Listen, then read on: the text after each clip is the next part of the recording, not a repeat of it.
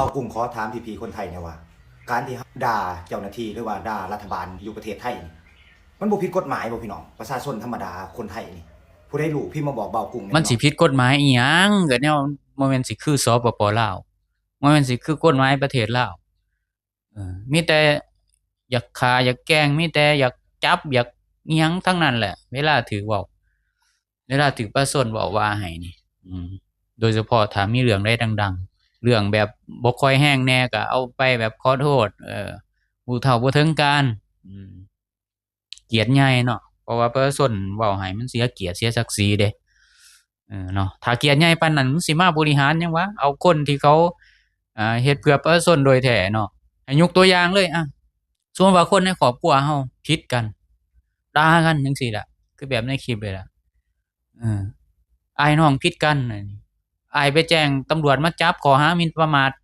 คนในครอบครัวสมมุติรู้สึกว่าคนในครอบครัวคนนั้นเป็นจังไดพี่น้องดีบ่ลองคิดเบิ่ง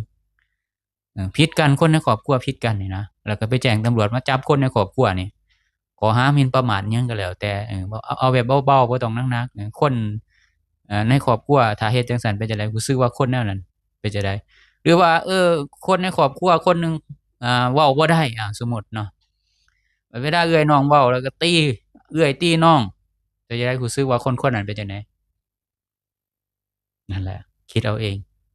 แต่ว่าในมุมมองรัฐบาลเฮ็ดกับประชาชนสิแตกต่างจากคนในครอบครัวอีกได้บัดนี้มันสิอีกอย่างหนึ่งเนาะอีกอย่างหนึ่งหม้องใดมองว่ารัฐบาลนี่กินเงินภาษีของประชาชนเนาะเก็บเงินภาษีประชาชนบัดเวลาประชาชนเว้าให้สิดำเนินคดีสิจับหรือสิอุ้มให้หยังก็แล้วแต่เนาะรู้สึกว่าคนนั้นเป็นจั่งใด ระหว่างนักการเมืองที่อยู่ในคลิปนี่ถูกประชาชนด่าซึ่งๆหน้าแบบนี้กับนักการเมืองลาวถูกประชาชนด่าแล้วคือบ่าวหมอแคนน่ะสิอุ้มหายอืมเป็นจั่งใดพี่น้องคันเว้าเรื่องระบบการปกครองแนวนั้นแนวนี้สิอุ้มหายสิมีแต่อยากฆ่าอยากแกล้งรู้สึกว่าคนคนนั้นประเสริฐบ่รู้สึกว่าประเสริฐบ่เวลาประชาชนเว้าแล้วมีแต่อยากสังหารมีแต่อยากฆ่าอยากแกล้งมีแต่อยากเอาไปหายสาบสูญหรืออิหยังก็แล้วแต่รู้สึกว่าประเสริฐบ่ จิตใจตกต่ำจิตใจผิดมนุษย์มนาไปเห็นต่างเป็นปรปักษ์เป็นศัตรูแต่ว่านักการเมืองไทยเนาะท่านนี้เนี่ยเราเป็นระดับรัฐมนตรีกระทรวงบ่ฮู้ว่ากระทรวงใดจำบ่ได้ประชาชนด่าซึ่งๆหน้าแบบนี้ถ้าเป็นลาวบ่ได้เดะนะมีทหารมาคุมโตเอาหรือหายสาบสูญโดได้นั่นเบิ่งเอาเนาะทั้งสองระบอบเนาะนั่นแหละคือศักดินาตัวจริงบอกว่าประเทศลาวนี่สิลบล้างระบอบศักดินา อืมแต่มาเป็นซารีนาซะเองเนาะโหดเหี้ยมเป็นทรราชเว้าผิดหูหน่อยหนึ่งมีแต่อยากเอาไม้เอาชีวิตอยากฆ่าอยากแกล้งโลดพวกมนุษยธรรมนี่ก็เป็นจิตใจแบบเดียวกันมันถูกปลูกฝังมา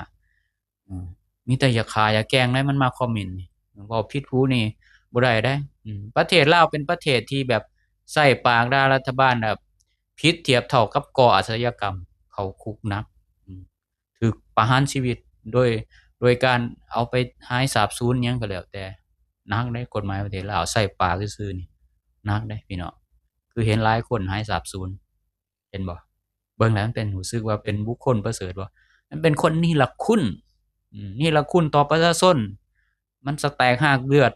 ภาษีของประชาชนแล้วประชาชนเว้าให้มันก็สิจับสิกุมเนาะจิตใจมันผิดมนุษย์มนาคือหยังนี่รัฐบาลลาวระบอบการปกครองแบบลาว ประชาชนเว้าหยังบ่ได้นี่มันมีพวกมนุษย์ถ้ำคือกันมันมาคอมเมนต์อยากฆ่าอยากแกล้งอยากตีอย่างนั้นอย่างนี้เห็นเลยคือแบบมันถ่ายทอดจิตใจมันถ่ายทอดทางระบบการปกครองมันถ่ายทอดให้ประชาชนก็คือพวกมนุษย์ถ้ำพวกนี้จิตใจมันผิดมนุษย์มนาเลยมันมีมาแต่ไสว่าเว้าผิดหูแล้วก็อยากฆ่าอยากแกล้งนี่คันคนๆนั้นเป็นแบบนั้นมันรู้สึกเป็นคนประเสริฐบ่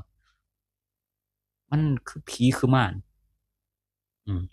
มาฟังเบิ่งนี่ ระหว่างโลกประชาธิปไตยกับโลกคอมมิวนิสต์อันใดสังหารประชาชนหลายกว่ากันสวัสดีครับสหภาพโซเวียตสังหารประชาชนของตัวเองกี่รายครับประมาณ6-20 ล้านคนครับโอเคทำไมมันเยอะขนาดนั้นเขาสังหารไปเพราะอะไรมีกลุ่มไหนบ้าง การสังหารหมู่เกิดขึ้นจากหลายเหตุผลครับในช่วงคลั่งอำนาจของโจเซฟสตาลินมีการกวาดล้างทางการเมืองเพื่อกำจัดฝ่ายตรงข้ามหรือผู้ที่ถูกมองว่าเป็นภัยต่อระบอบนอกจากนี้ยังมีนโยบายการทำลายชนชั้นชาวนาที่ร่ำรวยหรือคูแลกเพื่อรวมอำนาจทางการเกษตรและยังมีการเนรเทศประชากรกลุ่มต่างๆไปยังค่ายกักกันอีกด้วยครับแล้วปัจจุบันเนี่ยรัสเซียที่ปูตินปกครองเนี่ยเขายังปราบปรามประชาชนของตัวเองอยู่ไหมรายงานด้านสิทธิมนุษยชนชี้ว่า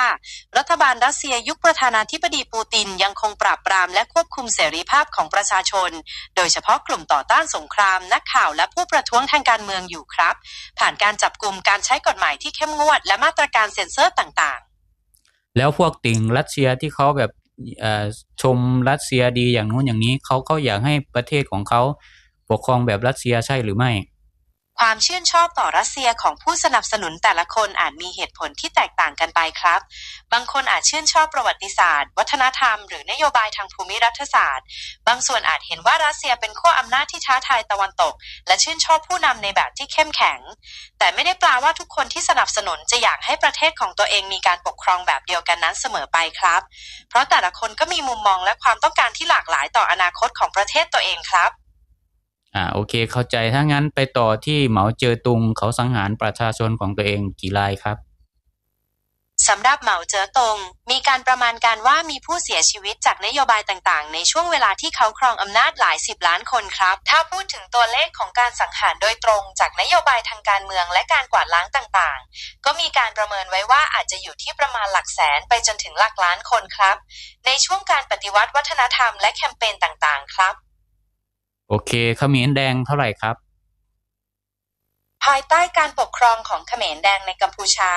มีผู้เสียชีวิตประมาณ 1.2 ล้านถึง 2.8 ล้านคนครับโอเคถ้างั้นมาดูของฝ่ายโลกเสรีบ้างก็คือจอร์จวอชิงตันเนี่ยเขาสังหารประชาชนของตัวเองบ้างไหมถ้ามองในแง่ของการสังหารประชาชนอันเนื่องมาจากการเรียกร้องสิทธิเสรีภาพตามหลักสิทธิมนุษยชนแล้วในสมัยของจอร์จวอชิงตันไม่ปรากฏหลักฐานว่ามีการสังหารประชาชนด้วยเหตุผลดังกล่าวครับโอเคขอบคุณมากครับผมยินดีมากครับสิ่งที่อยู่ในสภาเนี่ยสิมีแบบรูปของเลนินกราดอีหยังที่เคยปกครองสหภาพโซเวียตนี่ระบอบลาวนี่ก็ยังแบบกราบยังไหวยังเสิร์ชสู้หวัดดีระบอบสังหารประชาชนระบอบผีม่านระบอบซาตานแต่ระบอบแบบจอร์จวอชิงตันที่แบบให้แง่คิดให้สิทธิ์ของทุกคนผัดบ่มักเด้พวกนี้มันบ่มักคือหยังนี่จิตใจมันผิดเพี้ยนคนเฮามันก็ต้องมักความแบบเป็นตัวของตัวเองคิดอิหยังได้อิสระแม่นบ่ล่ะอยากคิดอย่างหยังอยากอิหยังก็แล้วแต่ถ้าแม่นอยู่ในเชิงนโยบายของรัฐบาลเนี่ยประชาชนก็ต้องมีสิทธิ์ในการเว้าเพื่อผลประโยชน์คนส่วนรวมคนในประเทศหรือผลประโยชน์ของตัวเขาเองบางทีประชาชนบางคนเขาอาจสิเสียผลประโยชน์ทางด้านที่ให้ที่นาเขาก็ย่อมมีสิทธิ์เว้าแต่ว่าสำหรับเนาะรัฐบาลลาวหรือรัฐบาลคอมมิวนิสต์นี่บ่ได้พี่น้องห้ามมีสิทธิ์หยังทั้งนั้นไผเว้าคือปรปักษ์คือศัตรูเนาะต้องประหัตประหารอยู่ร่วมโลกกันบ่ได้นี่เห็นบ่จิตใจพวกนี้มันบ่แม่นจิตใจพวกประเสริฐมันผิดมนุษย์มนาเว้าหลายก็สิมันก็สิเครียดแหละพวกมนุษยธรรมน่ะอันนี้แหละเพราะว่าจิตใจมันบ่แม่นสิคือคนทั่วไปเนาะจิตใจมันมีแต่อยากประหัตประหารเนาะจิตใจพวกนี้มันผิดมนุษย์มนาอยู่แล้ว